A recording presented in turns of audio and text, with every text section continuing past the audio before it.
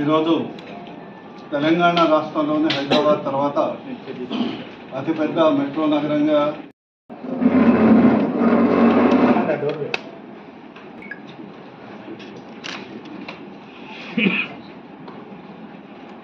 Media మిత్రులకు మరియు Bharatiya Janata party senior కార్యకర్తలందరికీ కూడా ధన్యవాదాలు తెలియజేస్తూ మీ అందరికీ కూడా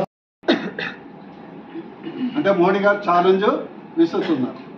అర్బన్ ఛాలెంజ్ ఫండ్ కింద 1,00,000 కోట్ల బడ్జెట్ సపరేట్గా పెట్టారు. దానికి పారామీటర్స్ ఉంటాయి. కరప్షన్ ఫ్రీ, క్యాపిటల్ ఇంటెన్సివ్, తీసుకుపోయి నేను వాడుకుంటాను, నేను దుబారా చేసుకుంటాను, పబ్లిసిటీ చేసుకుంటా కాదు.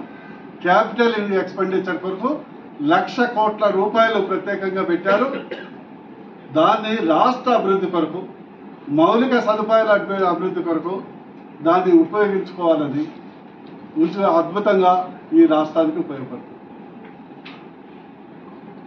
నా 8వ అంశం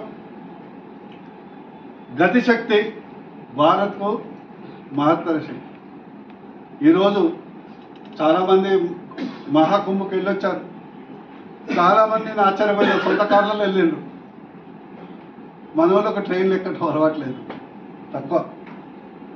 చాలామంది వితిన్ 12 hours ప్రయాగరాజ్ చేరుకున్నారు. ఒక గుంత లేదు, రోడ్లు బ్రహ్మాండంగా.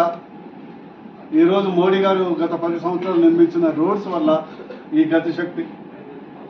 ఈరోజు 50 అద్భుతమైనటువంటి టూరిస్ట్ ప్రదేశాలు డెవలప్ చేయడానికి మోడీ గారు ప్రత్యేకమైనటువంటి బడ్జెట్. ఇప్పటికే మనకు రామప్ప యునెస్కో వచ్చింది. అద్భుతమైనటువంటి పురాతనమైన భద్రకాళి టెంపుల్ ఉన్నది. వరంగల్ చుట్టూ, లక్నవరం చుట్టుపక్కల చాలా అద్భుతమైన ప్రదేశాలు ఉన్నాయి. దీన్ని ఉపయోగించుకుంటే చాలా ఉపయోగం ఉంటుంది. 50 బౌద్ధ క్షేత్రాలు, 100 గిగావాట్స్ అణుశక్తి, ఉడాన్ 2 కింద 120 కొత్త ఎయిర్పోర్ట్. కేవలం వరంగలే కాదు, కావాలంటే ఖమ్మము, ఆదిలాబాదు, ప్రతి దగ్గర. ఎందుకంటే వచ్చే 5 ఏళ్లలో అన్ని డ్రోన్ కాప్టర్స్ వస్తాయి. సొంతం కూడా కొనుక్కోవచ్చు. ఇక్కడ ఎక్కితే అక్కడ దిగొచ్చు. వరంగల్కి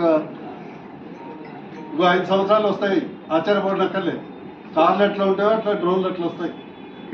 అందువరకు దీన్ని ఉపయోగించుకోవాలి.